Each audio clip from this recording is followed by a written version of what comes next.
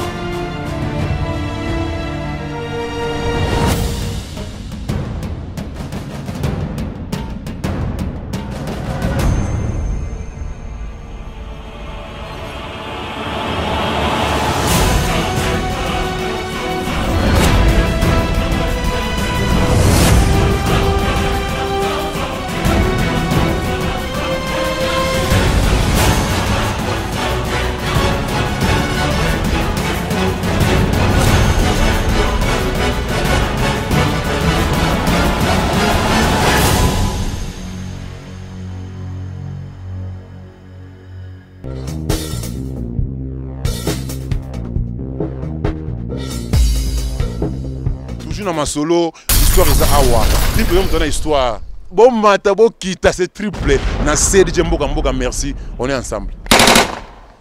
To komi pe na mboka ngo en tout cas batu ba accueillir biso bien to sepeli hein Kumbi Miguel top en tout cas ya yo yango wana na mboko yo en tout cas batu akala ya mboko ba fansa masolo hein Dali Nyama auti na kin na Afrique asali masolo ba parler na en tout cas to kozwa ngo bomona donc j'étais ayika 2 jours à confirmer masolo donc to moni pena to sepeli David Democrano qui parient pe c'est bon Kelly Rangers Aigle à Scandinavie to beta Aigle à Scandinavie donc to la Suède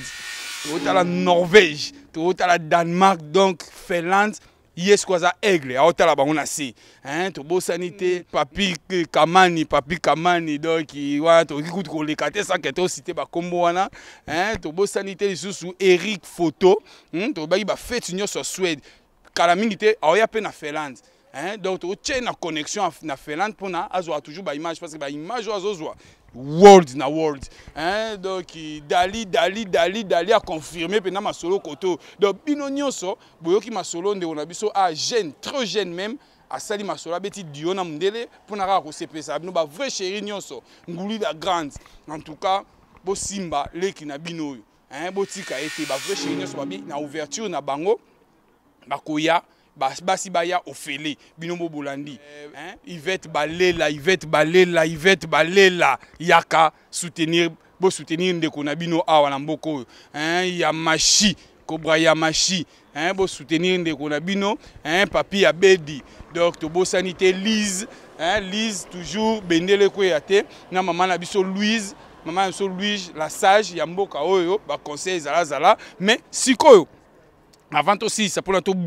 boucler pena étape Tokyo que jamais na to nyata mabele mboka wana sans que tozwa ba collègue na biso o ba travailler parce que ba bi mboka na mboka ezaka na batu nango biso to uti na Finlande na Helsinki mais to awa ba chroniqueur ya pe bazali hein quand to lo ba relation amicale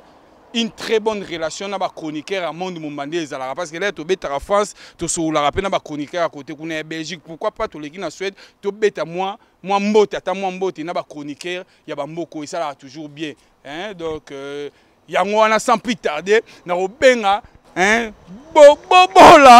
bobola batebele babi mais 007 akota na terrain ndeni bakuta na bobola te tokutani pour vous dire que on ezaka na ba délire ya ba écran mais siko kati toye obeta donc toki jamais koleka na mboka na ye oza mboka na ye chroniqueur mboka oyo abanda masolo na mboka oyo ba respect belé donc ye mutasimba mboka oyo donc toyebi ke côté kuna akendaki atiaki mwa trou na mboka oyo biso nyonso to remarkango et ça biso pasi mais kala mingi te système adodiki doda donc soso dodiki doda retour au berkai mais ye moka pese là to tikeli micro donc ya liaka de ali sangu donc musane yango yo donc to tikeli bon to boyi nyata bao to boyi na lifionti ne mano sabino Patou 007 aina mabele balobi ndima mu na musana ye balobi ndima mutu na musana ye ne eza boye DJ Mboka ndima DJ Mboka na musana ye na matos na ye ya métallique kana mani koloba bayaki to yeko yamba bango pona to la musasaka na vie oya roboya ça n'engage que vous boko de ba Facebook bosane bosalaka na yeko yamba DJ Mboka na yambie na tie na se Patou 007 na tchele na C sans oublier Papa Ross ayaki na yamaki Papa Ross boba sa ba image te bo ba image bo kosi ba to non Papa Ross ayaki na mboka triple B na yamaki Papa Ross ayaki na anniversaire à mwana 400 personnes mokili solo li to la msasaka na vie to finga mutute nous on travaille seulement et na loboka vina Maurice premier le boss vers le ki bona mbongo comme na motonga bato ça na lobi ki vina digital momo bento saka na vie botongi bato bo finalement to sa musala onenge nini mais de obundera pour bino enfin ce qu'on avait télémi Eric Photo Bilili Amunda ce qu'on avait télémi ya Kelly Rangers l'aigle Skinavi Talamus Moulai ya Kelly Rangers mobala pembe el goikasha masulonga balobi pe Dali Nyama de retour na bisibino bo banga le soutien on va bitumbate délire sur délire Dali Nyama en retour Dali Weston à retour. Donc, na sepeli, pour la moni, DJ Mboka, y a un métallique, matos ya nyama. On a le bambambo, c'est vrai, na kosa raté. DJ Mboka, na fait là, na une sinfoche. Bat na nyoso bazakuna, basana mami menga, bave na pele, ba nyoso na yebi kuna, bambote, to salara bolingo, to la maskanavi. Sangave la muki, soit de la muki, bolingi bino trop. Mingi DJ Mboka na yima mnazoloba na yebi mnazoloba DJ Mboka très fort DJ Mboka de longue date mutu nga ya kala ya bomoni nga pona DJ Mboka so yebo kotonga tant pis pour vous et talibino bato ye banaka donc c'est un peu ça bozo mona bo DJ Mboka ta lande ba minde bozo DJ Mboka ba photo vraiment bozo bana ko ndenge ni